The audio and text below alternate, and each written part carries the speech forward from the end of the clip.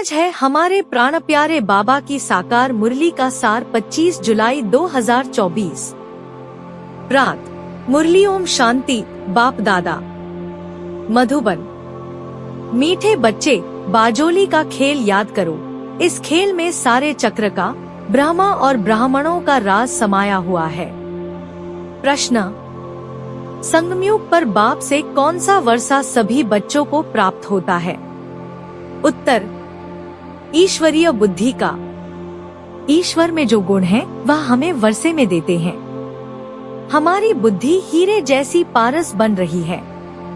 अभी हम ब्राह्मण बन बाप से बहुत भारी खजाना ले रहे हैं, सर्व गुणों से अपनी झोली भर रहे हैं। ओम शांति। आज है सद्गुरुवार, बृहस्पतिवार। दिनों में भी कोई उत्तम दिन होता है। बृहस्पति का दिन ऊंच कहते हैं ना। बृहस्पति अर्थात वृक्षपति डे पर स्कूल व कॉलेज में बैठते हैं।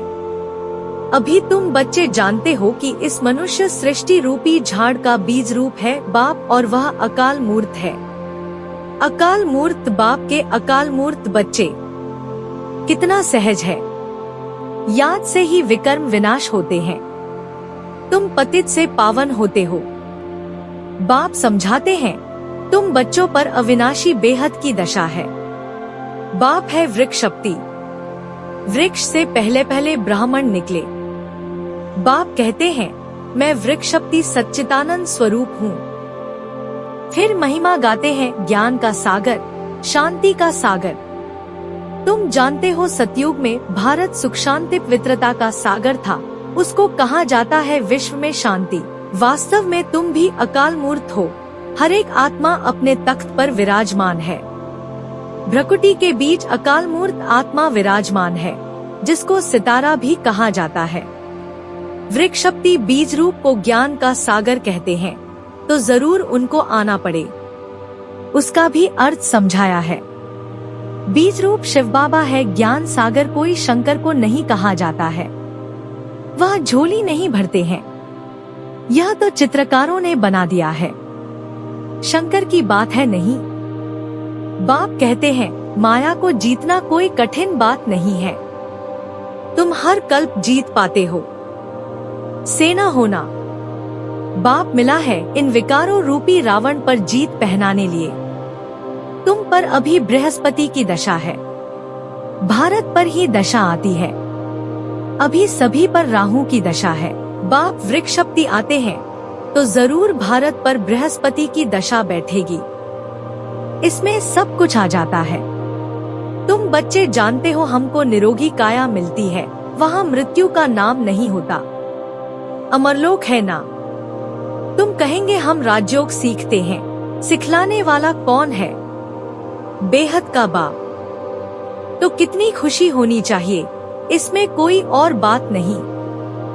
पवित्रता की है मुख्य बात। लिखा हुआ भी है, हे बच्चों, देह सहित देह के सब संबंध छोड़ मामेकम याद करो। यह गीता के अक्षर हैं। यह गीता एपिसोड चल रहा है। तुम बच्चे आधा कल्प झूठी कथाएं सुनते आए हो। अब सच्ची कथा बाप से सुनते हो। तो ऐसे बाप को याद करना चाहिए, ध्यान से सुनना चाहिए। हम सो का अर्थ भी समझाना है। वह तो कह देते आत्मा सो परमात्मा। यह 84 जन्मों की कहानी तो कोई बता न सके। बाप के लिए कहते हैं सब में है। बाप की ग्लानि करते हैं ना। बात तो सहज बताते हैं। नाम है ही सहज ज्ञान, सहज याद। बाप को सिर्फ याद करो, क्या तकलीफ देते हैं।